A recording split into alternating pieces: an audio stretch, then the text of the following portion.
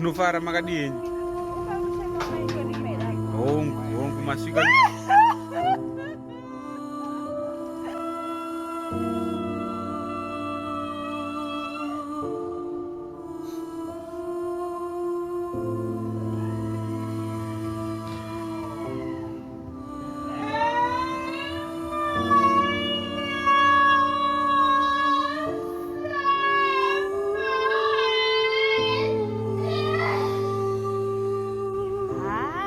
Mangari munhu zvekuti tarwadziwa zvokuti kuti rwashaika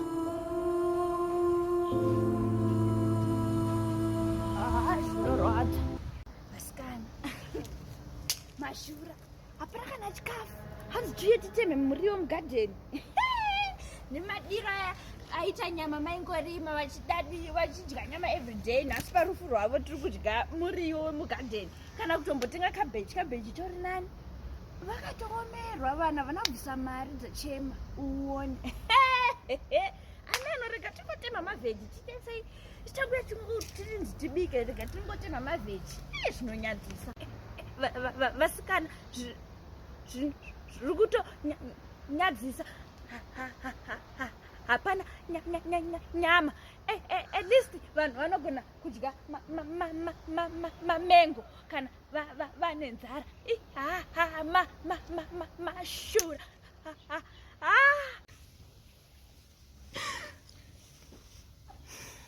vanhu vakauya ndinovapei pano pamusha mari yachema inobva yambokwana chii. Ndakuchema mai vangu ndane stress futi kuti ndinopei vanhu parufu rwacho kana vasida kubetsera.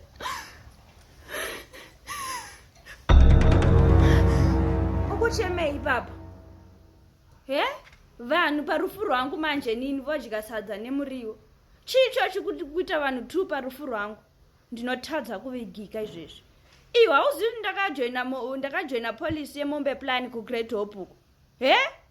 Vafonere izvezvi uclaime polisi iyoyo vanokupa mombe vanokusendera mari kuti utenge nyama. Parufu rwangu uda kundisekesesa chero ndafa. Ndinotadza kuvigika kurumidza. Fonera vanhu vekuGreat Hope izvezvi vanokupa. Mama, muchiri kungopopota chero mafa. Mombe Plan ndatisingazivi. At least ndina stress. Rega nditovafonera vanhu veGreat Hope. Maita basa zvenyu. Ndine stress.